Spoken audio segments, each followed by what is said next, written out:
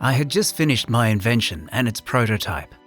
After all these years of hard work, now all I need is a 1 diamond to test it. I must place it inside the model to see where there is more improvement needed. How can I get this diamond? I haven't the money to buy it, but I don't really need to. I just want to borrow it. I only need it for a day, that's all. My best friend might be able to help me out. He does work in a jewellery shop after all, but should I ask him?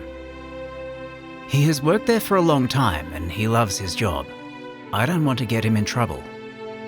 But whenever I visit him at the store, as I often do, I always see this unset diamond on display inside the store window. It's been there for years because of the price. No one can afford to buy it. But the point is, would he lend it to me for a day or not? Do I ask him? While I agonised, I heard someone knocking. Who's there? How strange is this question? Because I know him from the rhythm. He's not just my best friend, he's my oldest as well. We have known each other since before we could walk. You came at just the right time. Come in, please have a seat. I was just thinking about you. I can't believe it. I would like to ask you a favour. Look. Suddenly I stopped. No, I can't ask him this. I have to change it quick.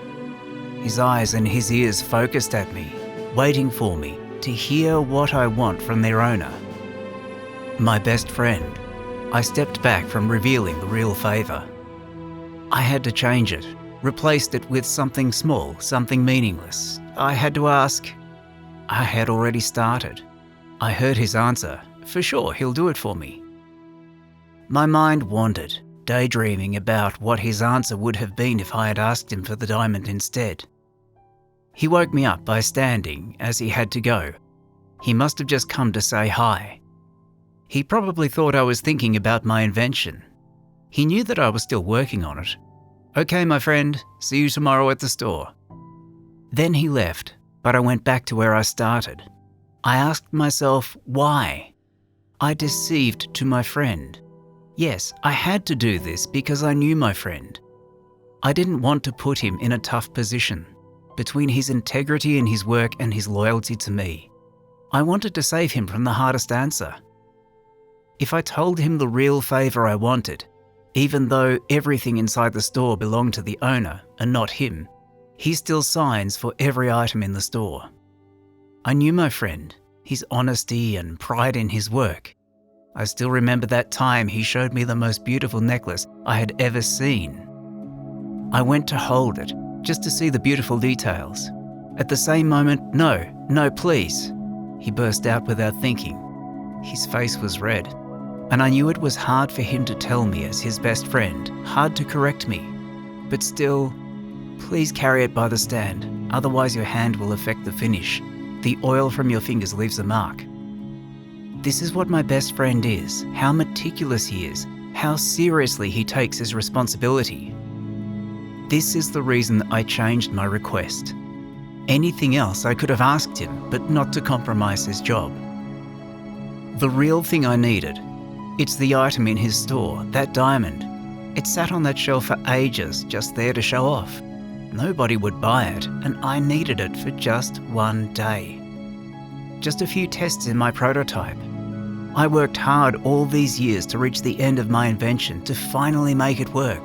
The last piece was the diamond. All I wanted is to borrow it, only for a day, then return it to the same place, on its shelf in the same condition. Nothing would happen to it. I am very fussy in my work. But I know my friend, and I know his pride in his work. I don't want to endanger him or force him to choose between his honesty and his best friend. I lay on my bed trying to escape from what was inside me.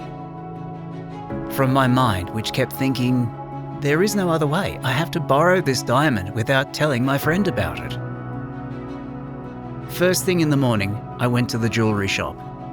He was just about to open. He was puzzled. It's too early for me to go to the library according to my usual habit. You're right.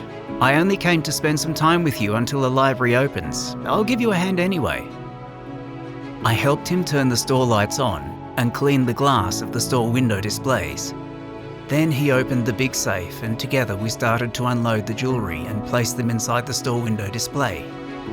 Each item went to its place, except that uncut diamond. It went into my pocket. Then I told him, "Okay, now I have to say see you. I have to go to the library." He answered, "Thanks for helping. See you tomorrow." I left as fast as I could, returning home. I got the model out and started work. There was no time for food or sleep. I had to return the diamond to my friend first thing in the morning. Just after midnight, the prototype showed a result. I couldn't get any sleep for the rest of the night for the excitement from the successful test. I took the diamond to return it to my friend as soon as possible.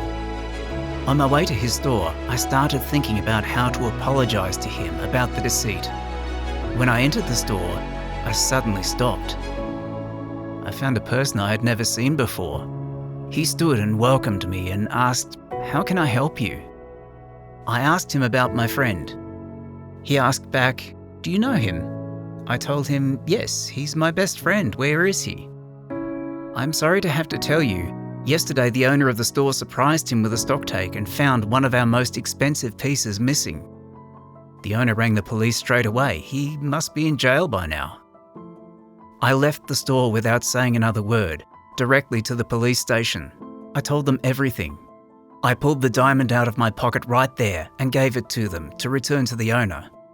They arrested me, of course, took me to the jail to replace my innocent friend. On the way, I asked them if I could tell my friend by myself. I owed him that. He was my oldest and dearest friend. They allowed it, opened the cell door, and I entered. I saw my friend sitting on a chair facing the opposite wall. He must have heard the door open, heard my footsteps walking toward him, but he didn't turn. I stopped and started to talk with him. "Me, excuse me, you're in my seat. Can you please leave it to me and go? Innocent people don't need to be here." Him, "I knew you would come." Me, "Did you know I was the one who stole it?" Him, "Yes, you were the only one who gave me a hand moving the jewels. I have never allowed anyone else to do this in all these 20 years at the store." Me, "Why didn't you tell him? Why stay here for me?" Him, "I was shocked. I'm still shocked." Me, "I am sorry. I never meant to steal it. I only wanted to borrow it to use it to check my invention, only for a day." Him, "It doesn't change the result. Whichever steal or borrow, it ended with both of us inside this jail." Me, "I am the thief, and it's my fault. Nothing would have happened if I followed what I had read in the Bible. It's one of the 10 Commandments after all. Exodus chapter 20, verse 15. You shall not steal. Also in Proverbs chapter 6, verse 30. People do not despise a thief if he steals to satisfy himself when he is starving. I mean, stealing is a crime, whatever the reason. Even if it's for my invention model, it's a crime. Him, "In this case, it will be my fault as well." Me, "What do you mean?" Him, "I too, if I followed biblical teaching, would never have allowed this to happen." Micah chapter 7, verse 5. Do not trust in a friend. Do not put your confidence in a companion. Me, "Please go to your freedom. You're innocent. They are waiting for you outside." He stood up and walked to the door. But he stopped and turned his face towards me, looking at me in silence. I thought he was worried about me, so I told him, "Don't worry about me.